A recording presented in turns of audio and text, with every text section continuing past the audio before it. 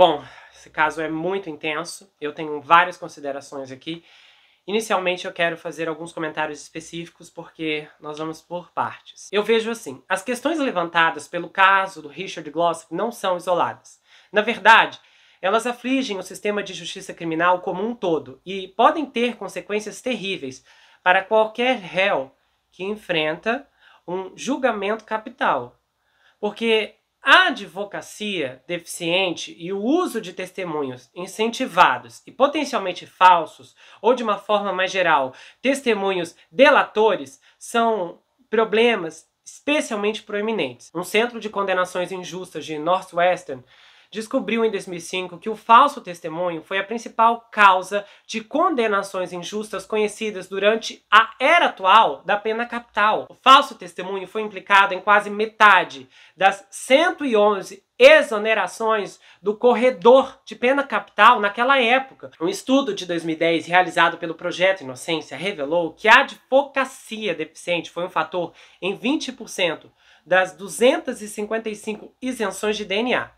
Até 2015, 154 condenados à pena capital foram exonerados e um total de 330 pessoas foram inocentadas por evidências de DNA. Como é frequentemente o caso, essas questões trabalham juntas para tornar uma condenação injusta muito mais provável. Quando um réu tem um péssimo advogado e então evidências ou testemunhos problemáticos, como as recitações do Justin, tem muito menos probabilidade de enfrentar verdadeiros testes contraditórios.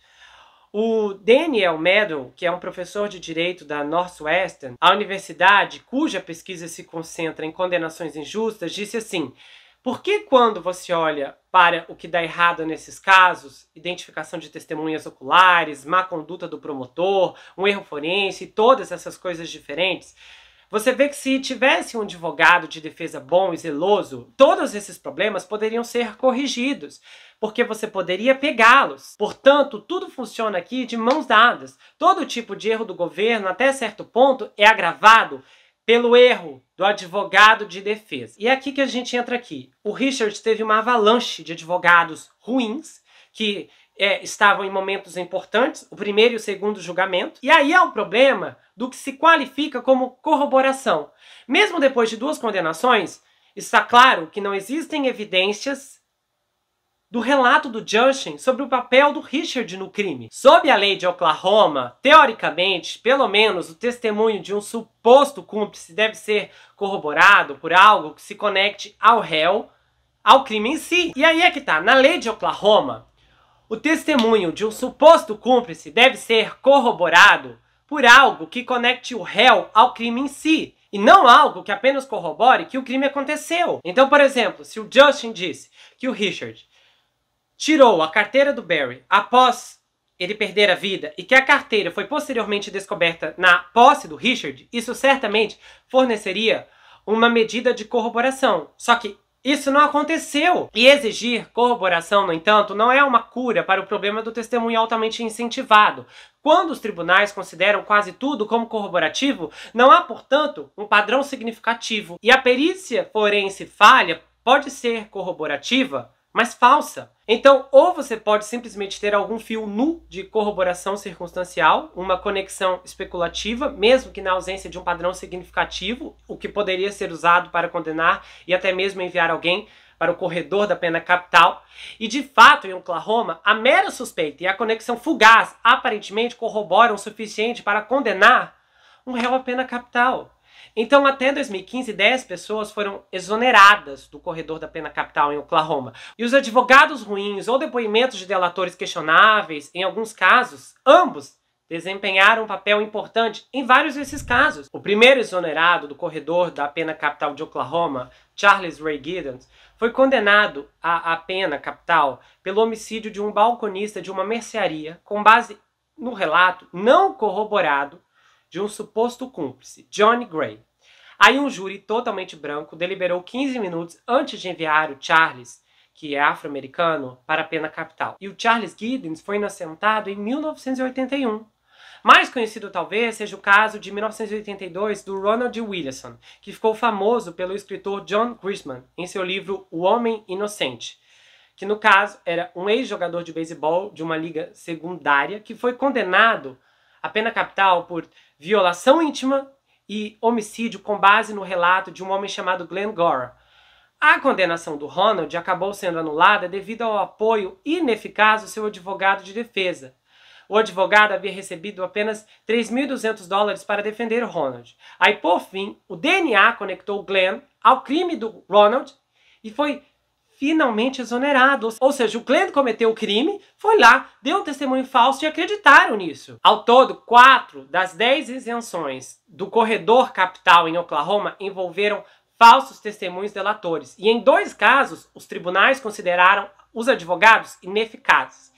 Índices que correspondem aproximadamente aos encontrados nos estudos nacionais. Aí você olha para esse tribunal de apelações e aí você vê o seguinte: se o tribunal, que é o único tribunal de apelações criminais de Oklahoma, não pode conceder uma audiência sobre essa condenação fragíssima, a pena capital, então a minha confiança no sistema judicial do Estado e a capacidade dele de tomar decisões justas e assumir responsabilidades por suas decisões falhas está, assim, muito abalada. Não dá para confiar em um tribunal assim. O Oklahoma já tem uma história triste de empurrar casos através do processo judicial completo e declará-los finais e acabados, apenas para depois ter muitos homens condenados inocentados quando a evidência de DNA acabou revelando que eram inocentes. Inegavelmente, esse sistema já falhou antes, e não dá para insistir que está tudo bem só porque todos passam pelo processo. Quem vai assumir a responsabilidade por todas essas farsas cometidas? Pelas mentiras, pela corrupção, pelos promotores que não cumpriram a lei.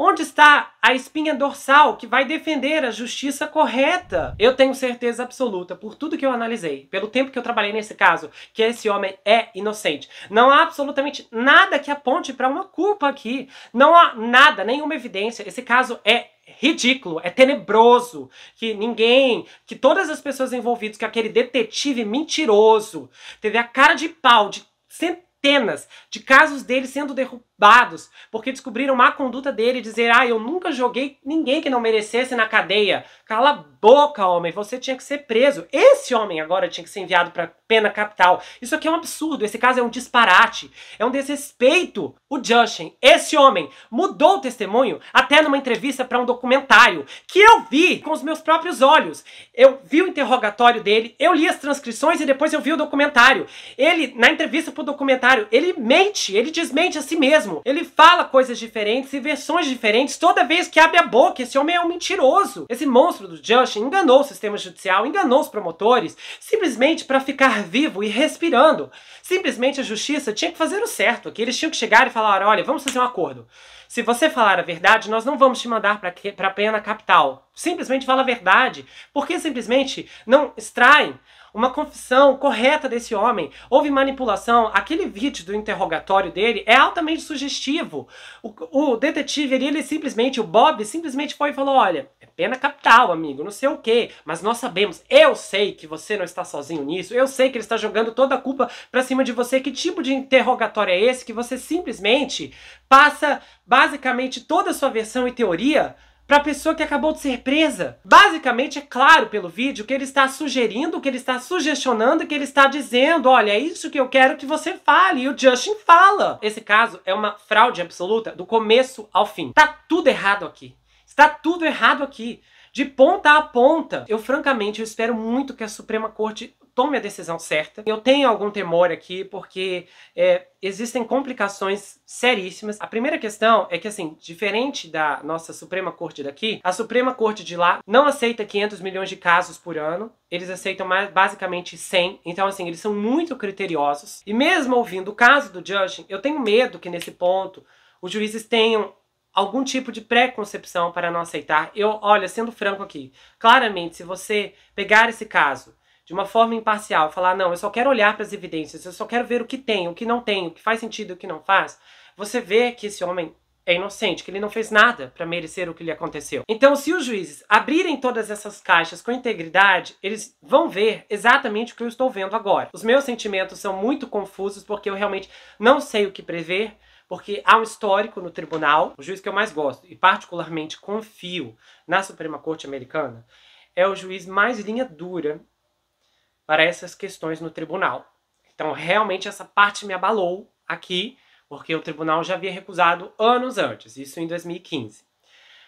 O tribunal, inclusive agora, ele está em uma posição de poder bem diferente. De fato, eu não sei mesmo o que esperar. Eu espero de coração que esse juiz, inclusive, seja desperto pela verdade mesmo, para ver os fatos do caso. Não dá para prever, porque assim, nesse caso, teriam 3 votos aqui que seriam, a princípio, já de cara, a favor do Richard, de 3 pessoas específicas, inclusive pessoas que, nesse caso, estariam votando corretamente. Os outros a gente fica ali, mais ou menos, por conta dessa abordagem de ser mais linha dura nessa questão mesmo, de realmente serem pessoas mais fechadas, essas decisões, a realmente promover esse tipo de interrupção ou de inocência. Eu realmente não sei com estatísticas a frequência do histórico disso na corte. Especificamente, qualquer coisa pode acontecer. Eu penso que há uma flexibilidade, tem uma juíza em particular que passa pela minha cabeça, que eu sei que ela é bastante aberta, que ela é bem flexível, que ela se porta de maneira justa para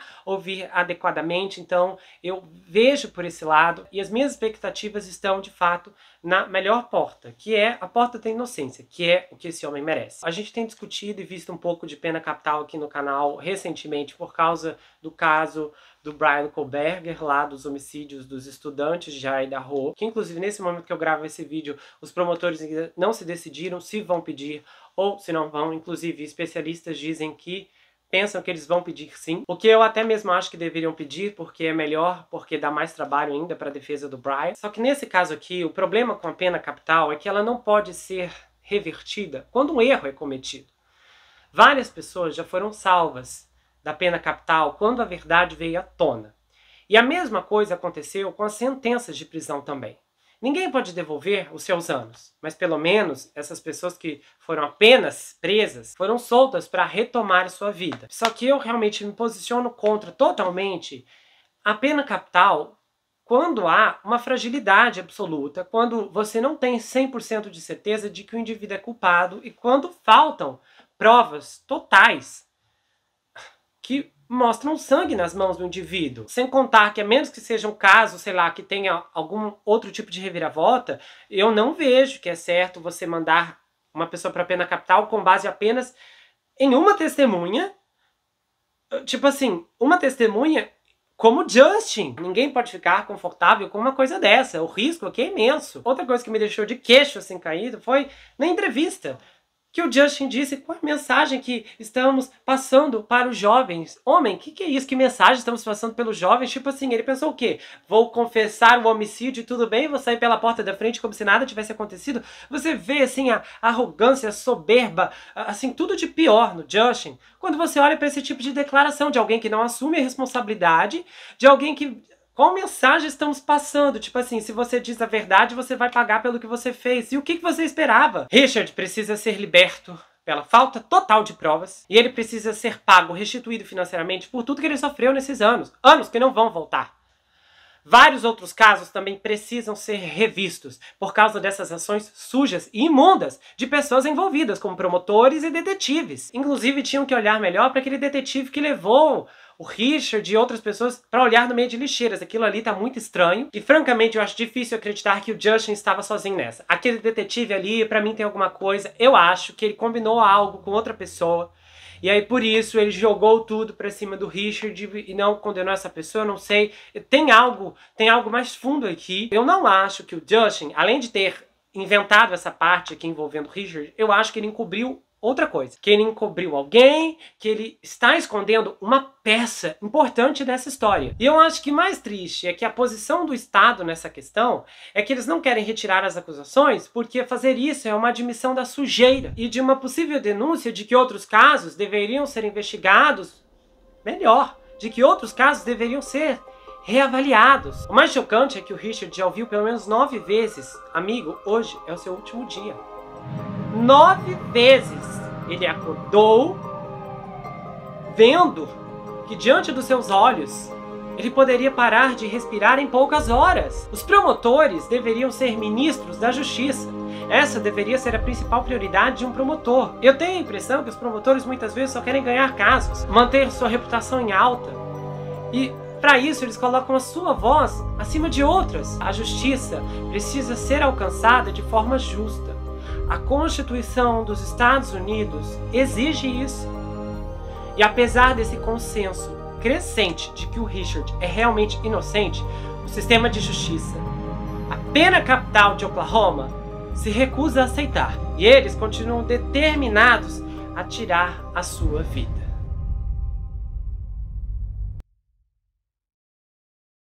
Se você gostou desse vídeo, se inscreve no canal, ativa o sininho, compartilha, dá o seu like, passa esse vídeo pra frente. Se você quiser saber mais sobre mim, adquira meu livro Perfeito Estranho, já está disponível lá no meu site. Você pode falar comigo pelo Instagram. Esse livro conta uma história bombástica de um rapaz chamado Jack Ruby que se vê preso em uma terrível maldição hereditária, enquanto o serial killer está escondido em sua própria casa. O desconhecido está na sua casa, na sua vida, mas fora do seu reconhecimento.